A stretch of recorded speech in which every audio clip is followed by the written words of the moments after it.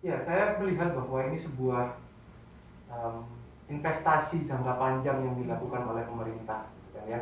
Karena juga LPDP ada Kemendikbud sendiri meminta kami untuk melakukan sebuah networking di sana, bahwa kami bisa merasakan pendidikan di luar sana itu seperti apa.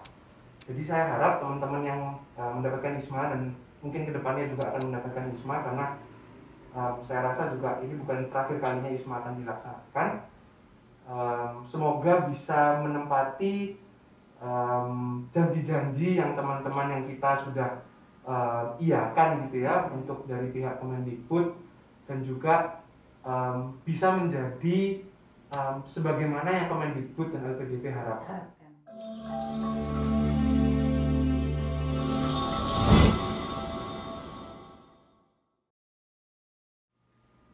Assalamualaikum warahmatullahi wabarakatuh. Halo sahabat pustaka, kembali di podcast JC bersama saya Sri Wahyuni. Sahabat pustaka, Kementerian Pendidikan, Kebudayaan, Riset dan Teknologi bersama Lembaga Pengelola Dana Pendidikan memberi kesempatan belajar selama 1 hingga 2 semester di perguruan tinggi ternama di dunia. Ini merupakan kesempatan emas bagi teman-teman para mahasiswa yang ingin punya pengalaman studi banding ke luar negeri. Tentunya untuk meraih kesempatan tersebut pastinya tidak mudah. Nah, untuk mengetahui suka dukanya, kali ini telah hadir bersama saya Mas Ananda Rizal Arifuddin Caesar, mahasiswa Universitas Airlangga yang insya Allah akan berangkat ke Spanyol.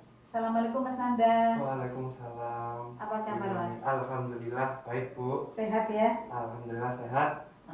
Mas Nanda, boleh nih diceritakan sedikit tentang ISMA?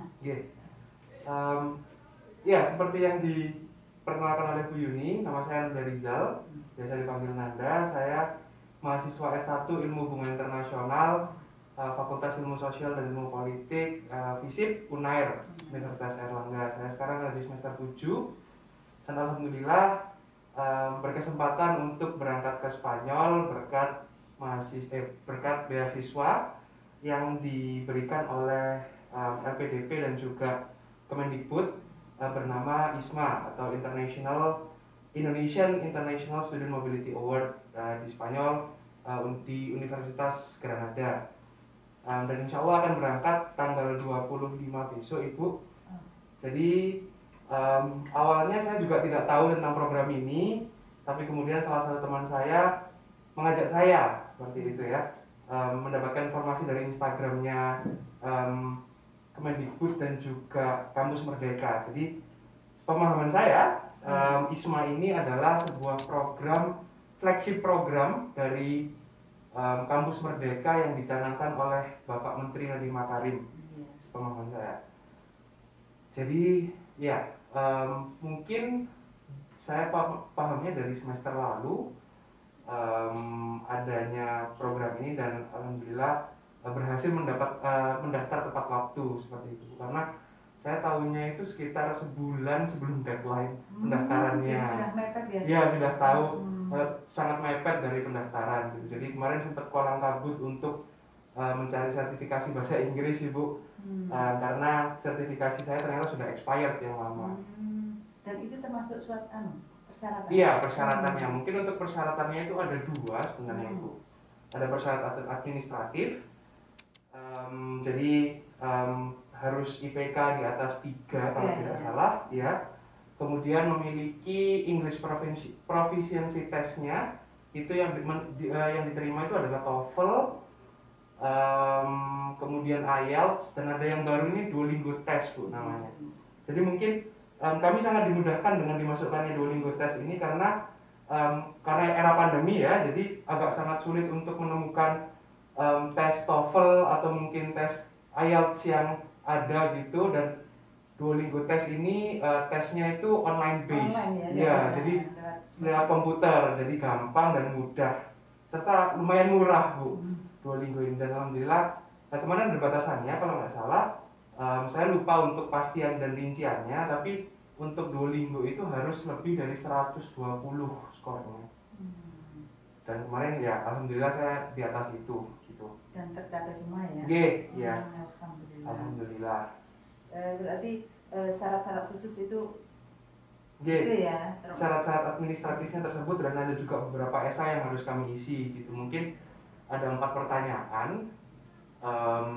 Dan salah satu mungkin pertanyaan yang paling saya ingat adalah rencana saya untuk engage dengan masyarakat lokal dan internasional yang ada di Spanyol. Gitu.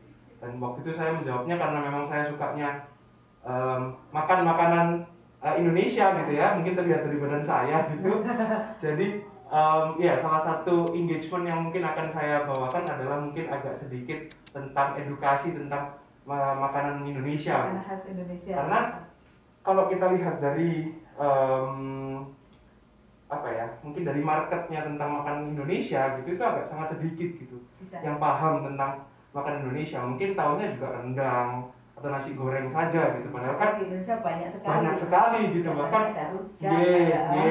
di Jawa saja itu ada banyak. Apalagi kalau sampai kita sudah masuk ke Sumatera gitu kan ya, ke Kalimantan, Sulawesi, Bali, bahkan NTT ataupun Papua kan juga sangat banyak gitu. Makanan-makanan Indonesia yang mungkin belum terkuak. Jadi mungkin karena saya orang Jawa gitu, jadi mungkin saya akan lebih memperkenalkan tentang masakan-masakan Jawa. Nah, dengan adanya beasiswa tersebut, tentunya pemerintah berharap para mahasiswa Indonesia dapat mewujudkan mimpinya untuk dapat mengikuti mata kuliah unggulan di 72 negara ya, 72 perguruan tinggi di 28 negara. Kenapa Saman harus memilih Spanyol? Kenapa tidak Amerika? Oke. Jadi mungkin ada 2 alasan besar sih Bu sebenarnya. Alasan primer dan alasan sekunder. Yang pertama mungkin untuk primer itu alasan strategi saya gitu ya.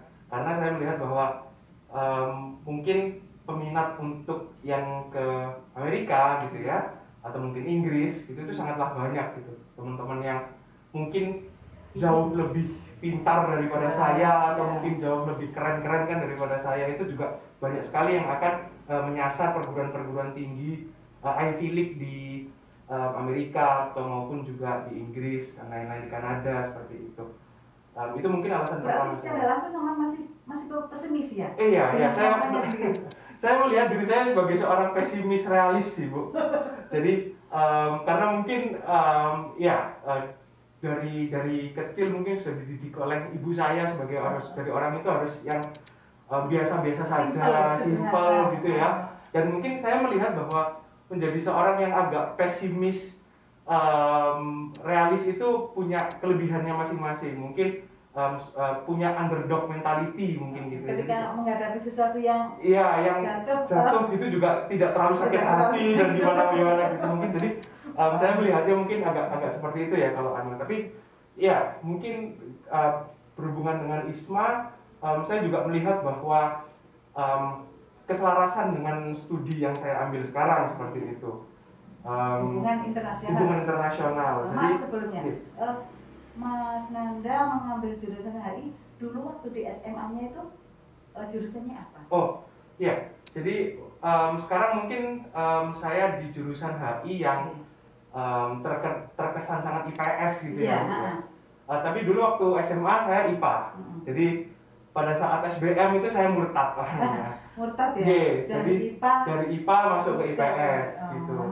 Ya memang agak kesusahan mungkin ya awalnya, karena harus belajar tentang geografi, tentang sosiologi, tentang ekonomi gitu, akuntansi dalam waktu yang mungkin cukup singkat.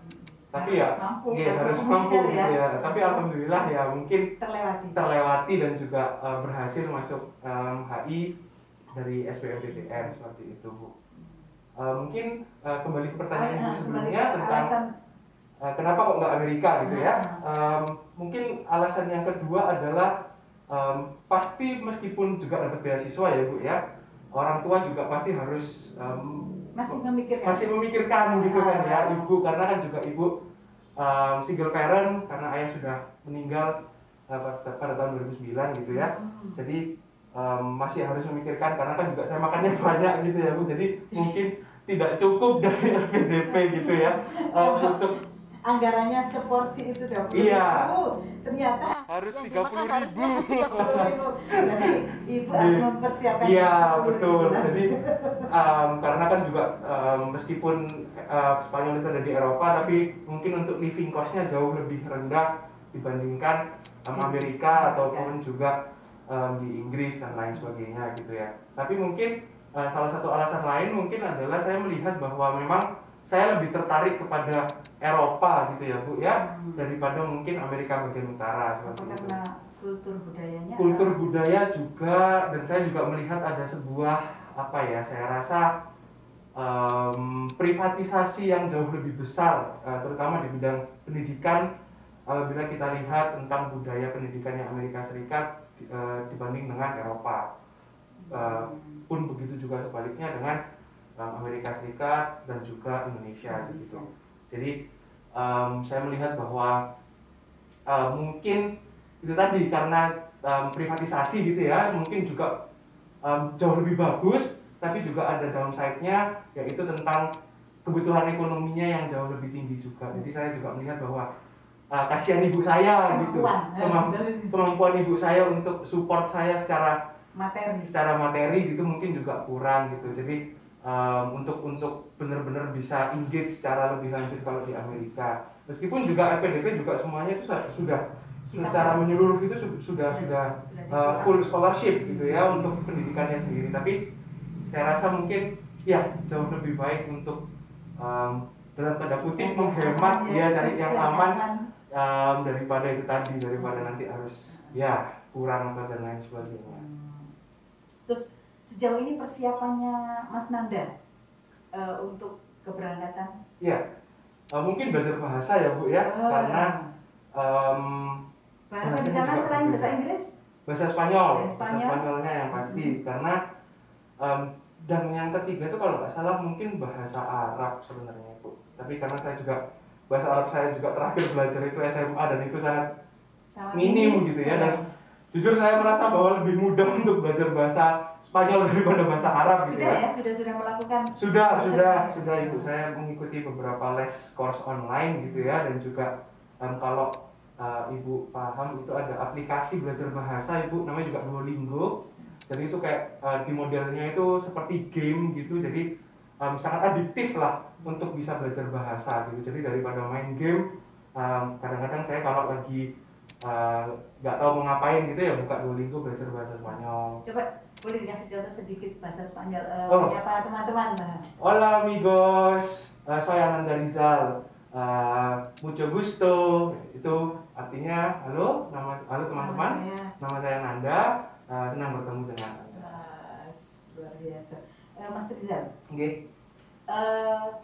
untuk persiapan sudah, kemudian apa saja sih fasilitas dari pemerintah untuk teman-teman yang akan berangkat ke sana itu? Secara menyeluruh itu sebenarnya full scholarship modelnya.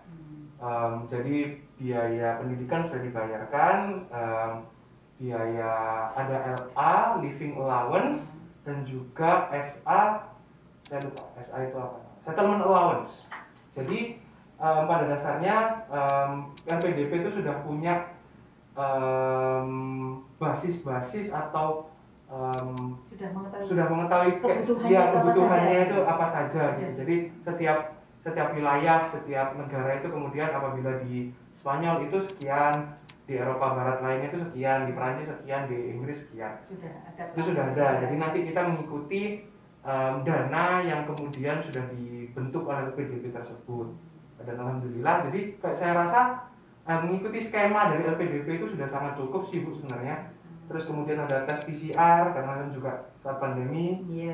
Tiket termasuk dan juga settlement allowance itu nanti dana mungkin agak bisa dikatakan sebagai dana bonus atau dana emergensi yang diberikan kepada kami sebesar 1 kali living allowance. Kalau saya pribadi mendapatkan 1.150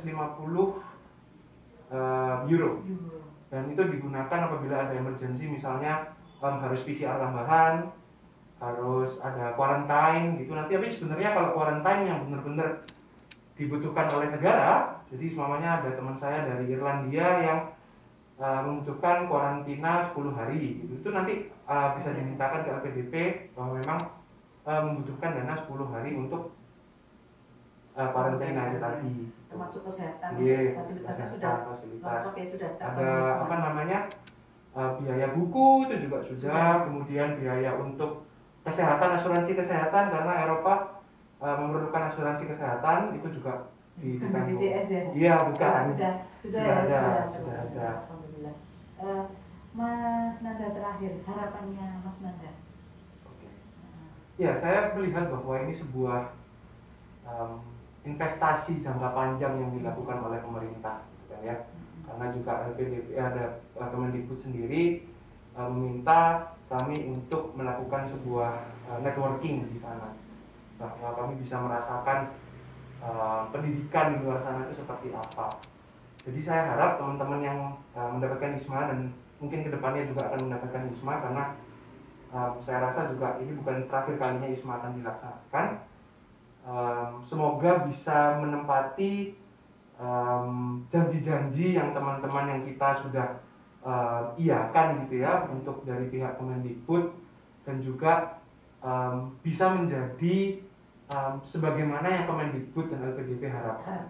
Iya, karena ya kita harus melihat ini sebagai investasi sebuah negara kepada rakyatnya, seperti itu kan ya.